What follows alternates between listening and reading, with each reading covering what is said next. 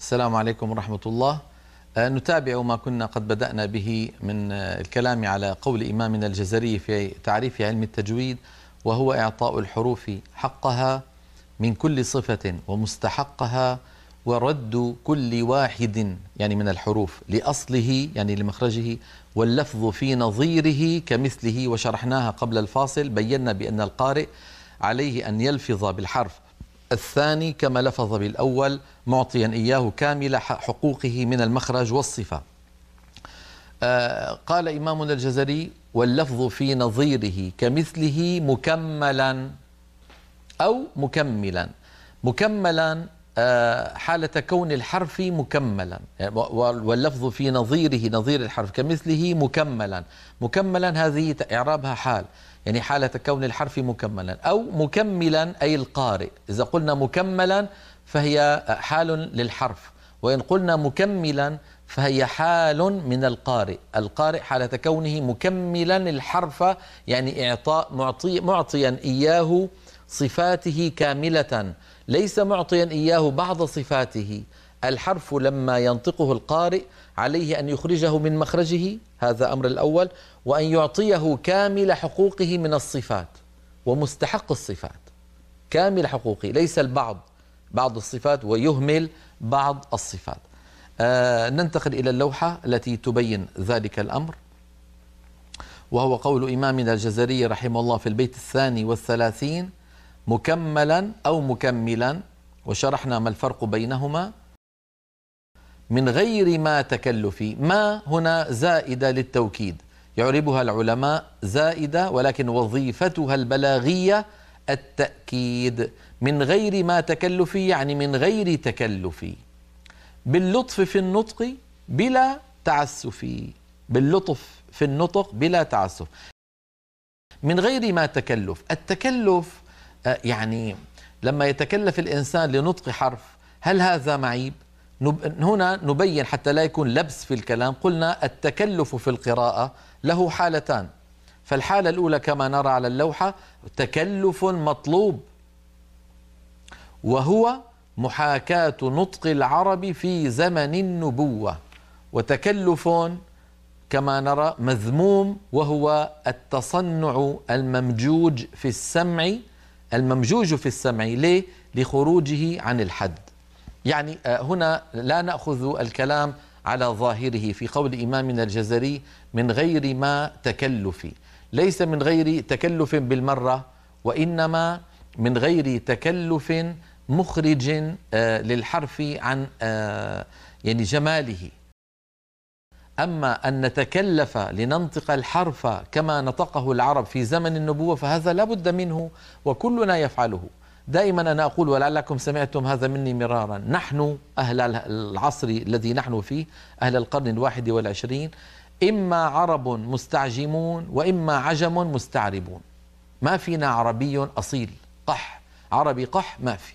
كل العرب القدماء الأقحاح ماتوا من زمان، ونحن لما نقرأ القرآن نقلدهم ونحاكي قراءتهم. نحاكي يعني نقلد ونتصنع، هذا التصنع مطلوب وليس مذموم. يعني كما شرحت في حلقات ماضيات، بعض إخواننا المسلمين من الشعوب غير العربية قد يكون بعض حروف القرآن ليس في لغته، فهنا لا بد له أن يتكلف لإخراج ذلك الحرف. فبعض اللغات ليس فيها حرف مثلا الحاء، فلما حتى ينطق الإنسان الحاء لا بد أن يتكلف. بعض اللغات ليس فيها حرف الفاء، يعني عندهم حرف مخلوط بين الباء والفاء، بو با، بدل ما يقول فا يقول با، حرف بين الباء والفاء. ومنه كلمة أصبهان وأصفهان، لعلكم تسمعون ببلد اسمها أصبهان، وفي بعض الكتب تجدونها أصفهان بالفاء. لماذا؟ وهل أصبهان بالباء غير أصفهان بالفاء؟ لا، هي نفس المدينة، هي المدينة نفسها، ولكن نطقها بلغة الفرس أصفهان فهان، يعني حرف محير بين الباء والفاء. إذن هذا الحرف المحير في الهند مثلا مدن كثيرة آخرها بور، مثلا مبارك بور، غورك بور. هذه البور في بعض الكتب تكتب بور وبعض بالباء يعني، وفي بعض الكتب تكتب بالفاء فور. هي لا باء ولا فاء، هي حرف محير. فقوم كهؤلاء لما يأتون ليقرأوا القرآن عليهم أن ينطقوا الباء القرآنية باء، فيقول مثلا بسم الله الرحمن الرحيم، وينطق الفاء القرآنية فاء فيقول فقال، ولا يقول بقال مثلا، بقال حرف ضائع، لا هو فاء ولا هو باء، هذا لا يصح أبدا. وقيسوا عليها بقية الحروف، هذا التكلف لا بد منه. إذن لا يفهم من قول إمامنا الجزري من غير ما تكلف ترك التكلف بالكلية، بل كما رأينا في اللوحة منذ قليل هناك تكلف مطلوب، وهو محاكاة نطق العرب في زمن النبوة. أما التكلف المذموم فهو التنطع في القراءة، التنطع في القراءة. وسيأتي معنا نص الآن لإمامنا الجزري رحمه الله من كتابه العظيم النشر في القراءة العشر، يبين فيه أنواع التكلف المذموم الذي يعني يجعل الإنسان يمل هذه القراءة. ننتقل إلى اللوحة لو سمحتم التي بعد لوحة التكلف. قال إمام كما نرى في البيت 33 قال إمامنا الجزري: وليس بينه أي التجويد وبين تركه إلا رياضة امرئ بفكه. هذا البيت 33 قال إمامنا الجزري: ليس بينه أي التجويد وبين تركه إلا رياضة امرئ بفكه. هذا الكلام ذهب، وهذا الكلام الذي يقوله إمامنا الجزري استقاه من كلام للإمام العظيم أبي عمرو الداني رحمه الله في كتابه التحديد في الإتقان والتسديد في صنعة التجويد. يبين الداني رحمه الله وكما أخذ منه الجزري أن رياضة الفك أساس. هذا أمر طبيعي يا إخواننا، لأن الفم ما هو؟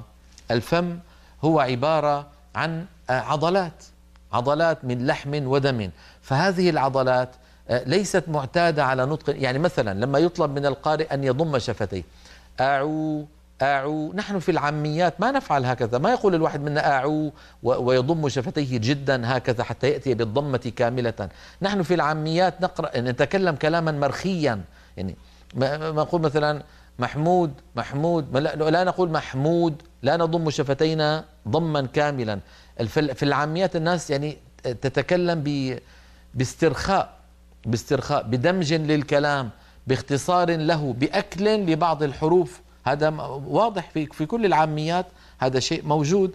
سببه أن الإنسان يعني يميل إلى الراحة، يميل إلى الاقتصاد في الجهد العضلي لما يتكلم، طالما أن المعنى وصل إلى الآخرين. لكن هذا الأمر لا يصح في قراءة القرآن. يعني مثلا لما يبدأ الإنسان يقرأ قراءة مجودة قد يشعر بأن بعض عضلات فمه صارت تؤلمه.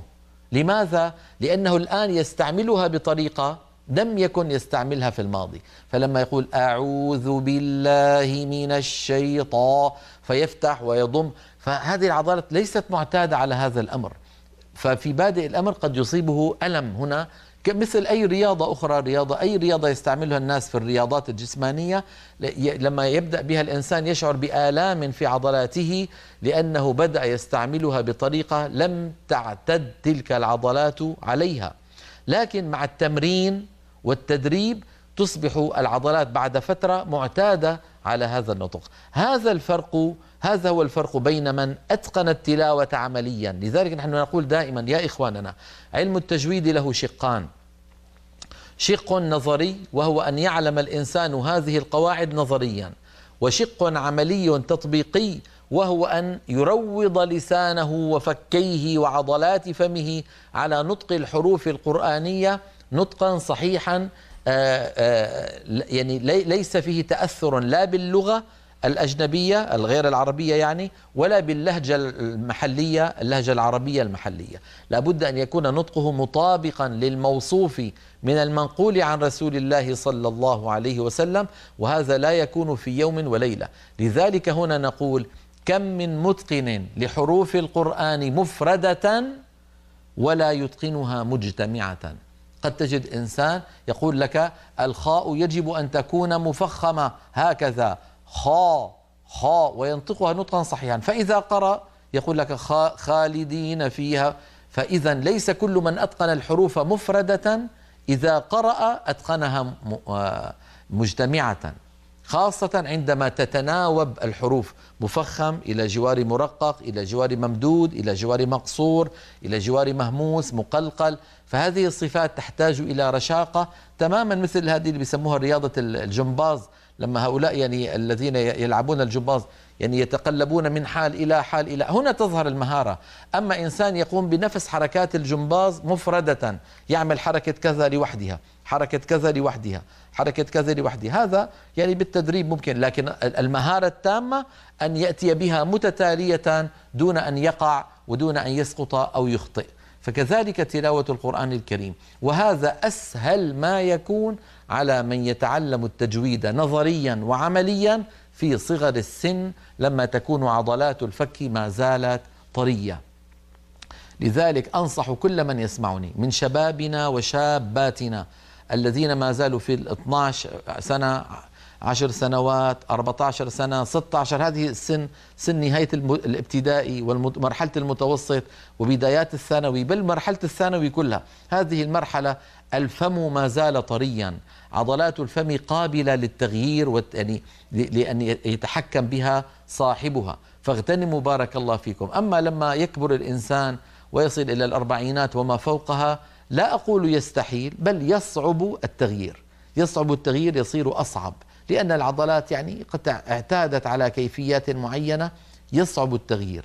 لكن بالهمة العالية حتى الكبار يستطيعون أن يغيروا، لكن تحتاج إلى همم عالية. أما من كان ما زال صغيرا من أبنائنا وبناتنا فأنصحه لله تعالى أن يغتنم هذه الفرصة العمرية التي هو فيها حتى يريض ويروض عضلات فمه على نطق الحروف القرآنية متتالية ومجتمعة، ولا يكون ذلك إلا بكثرة التلاوة. نعود إلى نص إمامنا الجزري رحمه الله الذي نقلته لكم من كتابه النشر في القراءة العشر. قال إمامنا الجزري رحمه الله تعالى وجزاه عنا كل خير في كتابه النشر: ولا أعلم سببا لبلوغ نهاية الإتقان والتجويد ووصول غاية التصحيح والتسديد مثل رياضة الألسن. لاحظتم؟ رياضة الألسن والتكرار. إذن رياضة وتكرار. الرياضة أن تروض لسانك، التكرار حتى تعود الفم على الوضع الجديد، الوضع الجديد الذي لم يعتد الفم عليه، والتكرار على اللفظ المتلقى من فم المحسن. ما معنى من فم المحسن؟ يعني من فم الشخص المحسن للتلاوة. ثم قال رحمه الله بعد قليل: فليس التجويد بتمضيغ اللسان ولا بتقعير الفم ولا بتعويج الفك ولا بترعيد الصوت ولا بتمطيط الشد ولا بتقطيع المد. نعم، نكتفي بهذا القدر من اللوحة، وقبل أن ننتقل إلى تتمتها أريد أن أشرح هذه الأمور التي ذكرها إمامنا الجزري. قال رحمه الله: فليس التجويد بتمضيغ اللسان. التمضيغ مأخوذ من المضغة، يعني بعض إخواننا يظنون بأنه إذا يعني علك لسانه في فمه أعوذ بالله من الشيطان وكأنه يعلك لقمة يظن نفسه صار مجودا. يا أخي الأمر ليس كذلك، الأمر أبسط وأسهل من ذلك. الأمر أن تدرك الحروف بالتعلم من الكتب نظريا، وكلها 29 حرف. يعني كما تعلمون اللغة ما هو شيء لا نهائي، 29 حرف لن تزيد ولن تنقص. من عرف أماكن خروجها اللي هي المخارج الحروف وصفة خروجها مفردة ومجتمعة ونطقها أمام أستاذه ودرب لسانه عليها صار متقنا. ليس الأمر بأن يعلك الإنسان فمه في اللسان، ليس التجويد بتمضيغ اللسان ولا بتقعير الفم.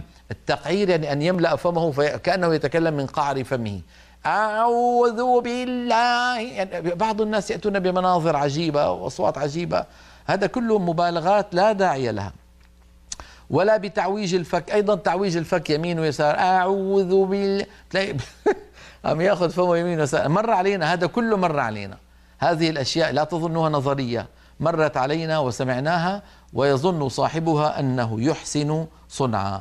ولا بترعيد الصوت. ترعيد الصوت يعني بصير صوته عم يرتجف، يظن بأن هذا شيء من الجمال في الصوت، أو يعني ما أدري، أعوذ بالله من الشيطان الرجيم. إن كان هذا عن خشوع طبيعي في الإنسان لا إشكال فيه، لكن إن كان عن تصنع، لماذا تفعل هذا يا أخي؟ لماذا ترجف صوتك؟ ما هذا؟ القرآن يقرأ بالاتباع لا بالابتداع. أما إن كان القارئ في حالة نفسية معينة فغلبته عيناه ورجف صوته صوته صار يترعد غصبا عنه، فهذا لا شيء عليه. لكن نحن نتكلم على التصنع. ولا بتمطيط الشد. تمطيط الشد يعني يكون على الحرف مشدد، يجي هو يضل يبطئ في القراءة حتى كأنه فك الإدغام. الرحمن الرحيم. هل رأيتم كيف يفك الإدغام؟ الراء المشددة فك الإدغام، صار كل راء لوحدها. ليست كذلك يا أخي. الرحمن الرحيم الراء. أما الفصل هذا لا يصح، سماه إمامنا الجزري تمطيط الشد. نعم. ولا بتقطيع المد. هذا أريد أن أنبه عليه، وسيأتي معنا عند كلامنا على حكم قراءة القرآن العظيم بالمقامات الموسيقية التي يفعلها للأسف بعض الناس، فيقطعون حروف المد كما يفعلون في الغناء. قال إمامنا الجزري ولا بتقطيع المد. مثلا لما يقطع الواو هكذا، مرة صلينا خلف إمام الله يسامحه يقول أتحاجوني،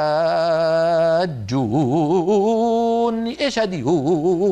كل هزة بواو، كل هزة بواو، فكأنه نطق 3 واوات أو 4 واوات متتالية، وهو يحسب أنه يجمل قراءته. أي جمال هذا بالله عليكم؟ هذه واو واحدة ممطوط صوتها. أتحاجوني،